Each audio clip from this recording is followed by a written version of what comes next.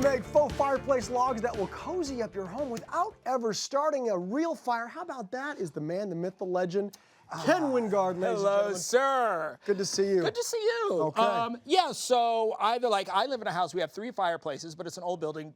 2 of them don't work and 1 only halfway. Okay. Other people have faux fireplaces in the house. So I think it's a shame to not use them and to create a little bit of real ambiance. So here's a way to do it without going through all that hassle of building a real fire. I think this is genius, but what kind of logs should we look for? Because clearly the logs themselves are going to be a real feature. Very important. So what you want here, a couple of things. A, you want them to a size that'll fit your fireplace opening, and you want pretty ones. So here I found these at a Fireplace. Most of it was split, but they have the smaller pieces that are not split, so they're fully round. You want that, and you want a pretty bark. Now, go to your backyard, go to a local fireplace guy, or you can even get these at craft stores and home decor stores, Birch ones, etc. So just make sure they look good. Did you help these guys out a little bit with the bark? Did not. This is the way it was. Wow. I had to dig through the big heap from the fireplace guy, but these were as they came. Okay, we got our wood logs. They look fantastic. Right. What else do we need? We're going to need wood dowel pins. These are these little guys. They're little dowels with grooves. These are in the hardware carpentry section. They're used to put wood furniture together. And then votives in glass. So either pre-filled or the empty glass votives where you can drop in a tea light.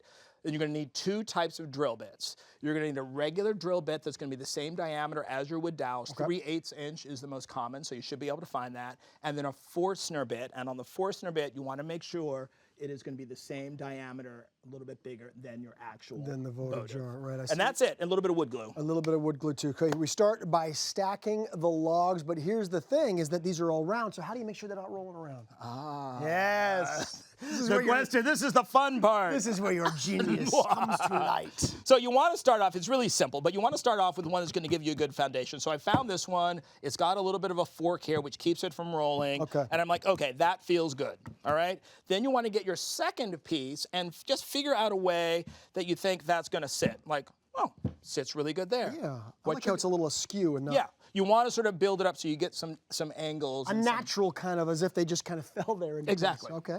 And then what you're going to do is just mark with a piece of chalk right where the 2 pieces of wood hit, all right? All right. So I've marked that there. Now I'm going to ask, oh, I don't even have to ask. You don't need to ask. Grab it. No, you don't need to ask. I know where we're going with this. Obviously, this is where one of the wood dowels is going. Exactly, right? exactly. Go straight down.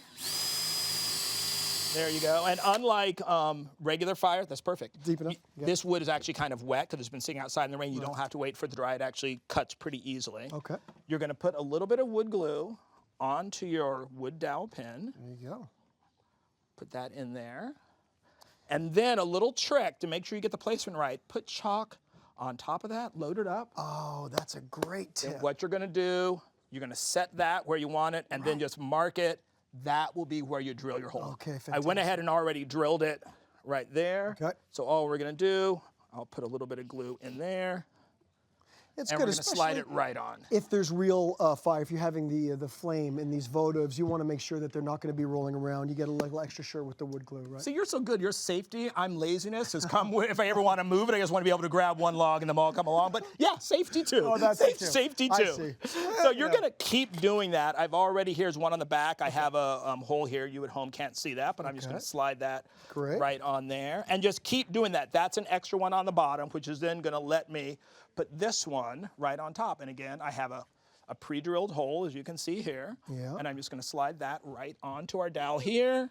Look how good these look, too. And oh, you got a double. That's a double. So right, so I have another dowel here. So play around with it and build them up as you go along. Drill, dowel, add the next piece, drill, dowel. And that top one with 2 kind of holds it together. Exactly. That's going from back here. So now you've got this completely sort of set piece. Right. Now we got to work on the votives, right? The holes for the votives. The holes for the votives. Now I'm going to get my Forstner bit, and you sort of want to see where you want. I've already pre-drilled 3 here, and then I would probably say, oh, I want 1 here, 1 here, and 1 here. So your flame is sort of at different levels. Okay.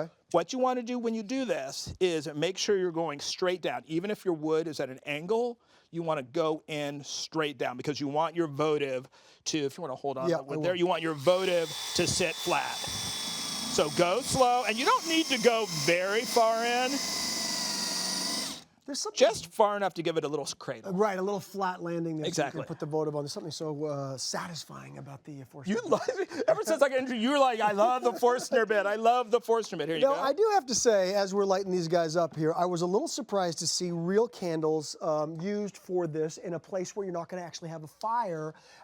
How is that possible versus just using sort of those battery-powered votives? All right, so here's my deal. So we get very lazy, and the battery-powered votives, they're cheap. You always have them, they light up. But to me, they don't have the real magic of flame. And if you've got a fireplace, get that real flicker. It's completely safe, again, because you have the glass separating them. Okay. They burn down, they'll be safe. Obviously, do not put a candle straight on the wood or a votive. But obviously, the battery-powered ones will work equally as well. But come on, it doesn't Everybody, have that look how same, good. like, It looks come great, on. like they're and in the lean on the fireplace with Like, the hand and the come on. Now. Excuse me, I'm just going to buy my roaring fire and It's getting better do and a little better. reading. Let's kill the lights here and have a look at.